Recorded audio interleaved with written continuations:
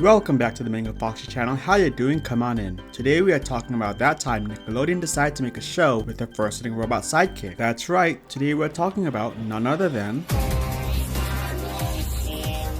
GIR is an Irken robot in the show Invader Zim. Before we can get to GIR, we need some context. In the show, the Irken Empire is the most technologically advanced race around. They have classic generic alien lore that involves being grown in test tubes. Within Irken society, the tallest rule over everyone else and are creatively called the tallest. If you love the genocide of Viltrumites then you are gonna love the Irkens. This alien race is on a universal crusade to conquer almost every planet in existence, and to do that they have a plan that closely resembles the one in they call the battle plan Operation Impending Doom 2! And it has two phases. Phase 1 involves weakening the targeted planet. A single elite Irken soldier, known as an Invader, is sent to a planet to infiltrate and weaken it. This means taking up a disguise, blending into the population, and exploiting any vulnerabilities that the Invader discovers. Assisting each Invader is a SIR unit, which stands for Standard Issue Information Retrieval Unit. Each SIR unit packs a powerful arsenal capable of causing widespread destruction.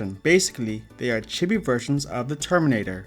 Together, the Invader and their SIR unit sabotage the planet's defenses in preparation for Phase 2. Phase 2 is the real invasion. Once an Invader cripples the planet, the tallest show up with their battle fleet, the Armada. Basically, a fleet so overkill that nothing can stand a chance against it. The overwhelming firepower makes short work of an already weakened planet. Earth was technically assigned an Invader, but fortunately for us, we got the most incompetent Invader ever. I am Zim!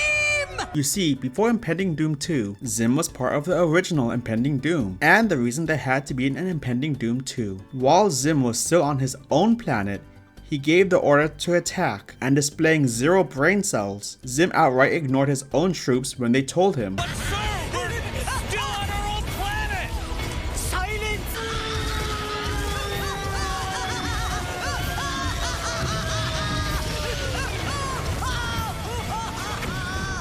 Now of course, Zim was immediately banished to a prison planet. You will forever be banished to the Irken snacking planet of Foodcortia. Zim needs no vacation. However, when Zim heard about Impending Doom 2, he decided that he was simply done being banished. Oh, I quit when I found out about this. You quit being banished? When Zim rolled up expecting to be let into Impending Doom 2, the tallest told him no, they hadn't forgotten the way he blew up his own planet. Our boy Zim took it like a Giga Chad, and by that I mean, Good night! No! Wait! What? You got your sandwich! Gimme. now how would you deal with someone crying at your feet begging to be let in on a mission that they ruined the first time around? That's right, you tried to kill them politely. Pretending to let Zim join Impending Doom 2, the tallest simply picked a planet that was way outside the Conquest plans. In fact, they didn't even know if that planet existed at all. Basically, they were trying to have Zim fly off into the void of space to his doom. To help Zim fly off into the void of space, the tallest gave Zim his own robot. Was it a SIR unit? No. The tallest just found a discarded robot, filled its brain with garbage, and voila, GIR was born. And for anyone wondering what the G in GIR stands for, let's have GIR explain. GIR? What does the G stand for? I don't know. So while every other Invader got this, Zim was given this. And so just like that, off the two ran into the void of space. GIR, being Zim's new highly unstable companion, did what all highly unstable companions do: sing. I'm gonna sing the Doom song now. Doom, doom, doom, doom, doom. Doom, doom, doom, doom, doom, doom. If there's one thing you'd want to be while flying through the voids of space to your certain doom, it's being extremely lucky. Against all odds, Zim and GIR took a page right out of Lilo and Stitch's playbook by miraculously finding Earth. That's right guys, the random planet that the tallest didn't even really know existed just happened to be Earth. After landing on Earth, GIR began to show signs of the OO virus. When questioned whether GIR saw anything useful while landing on Earth, GIR gave one answer. Hurry, GIR. What did you learn? I saw a squirrel. It was doing like this. Typical furry behavior. Once they had their house set up, they needed to blend in, and that meant a disguise. Zim went for a rather boring disguise. GIR, on the other hand, gets right to the point of choosing a persona species. I want to be a mongoose. When Zim refuses, GIR goes right to the next furry step, a hybrid persona species. Can I be a mongoose dog? But unfortunately, GIR does not get to be a mongoose dog, but he does show more creativity than your average blue dog fursuiter. Stepping into the disguise machine, GIR selects his persona, and when the door opens, he performs a fursuit unboxing and reveals his new OC.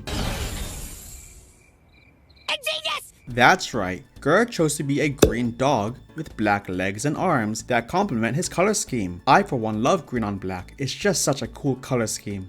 If you think this is not a persona, you are simply wrong. Look at him, he's got a pair of the most massive cartoony eyes, a little tongue for blepping cutely, and right here, a fursuit zipper. They even made it freakishly large. Speaking of zippers, GIR even gets in his suit like an actual fursuiter. A lot of furries pull up the body, zip up their chest, and then put on their head. That's exactly how GIR does it.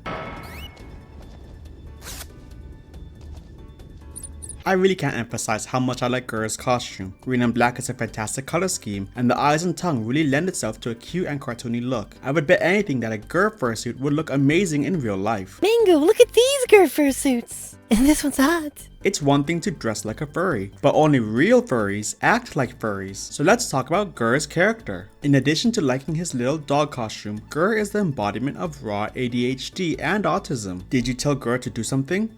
Better hope he doesn't forget in approximately 15 seconds. Did GIR want to do something? He better hope he doesn't forget what he wanted to do. None may pass! You are an intruder! Where is Dim? Way down there. Random ADHD noises? GIR has you covered. The most random obsessions? Check. You gotta make biscuits! You gotta make biscuits! You gotta make biscuits! You gotta make biscuits! And like most furries, there's a small part of him that wants to simply explode. It's been nice working with you, GIR. Now self-destruct. Finally! In addition, GIR has a crippling plushie addiction. He doesn't have just 1 or 2 or even 10. No, GIR has so many plushies in his head that in one episode, the sheer numerical volume of those plushies are used to alter the past and slowly ruin the life of Zim's arch nemesis by causing horrifying plushie-related accidents throughout their childhood. Another red flag is that GIR has canonically been a femboy. Sir, right away. And I can't forget that GIR likes to go to raves in his fursuit. That's right, GIR loves a nice fursuit rave. And you know what else? The fursuit even gets him a little female attention. So learn from GIR and blow your life savings on a fursuit and you too could get laid. If hearing all about GIR made you want to watch the show, you'd be happy to know that every major character is batshit insane. I am of course talking about the Membrane family. There's Dib Membrane, Zim's arch nemesis. Dressed in a trench coat, this nerd absolutely loves investigating the paranormal. You know your local goth friend who has a bunch of cult stuff but at the same time is very smart? That's Dib. He's out to expose Zim as an alien, but everyone thinks he's insane. Then we have Dib's scary sister, Gaz. She was the gamer girl before gamer girls tried to sell you their bathwater. This goth girl just dominates everyone around her by being so grouchy and scary. Of course, the only one immune to being scared of her is GIR. Go autism. And finally, we have Dr. Membrane. As a child, I thought sharks were my friends. I know better now.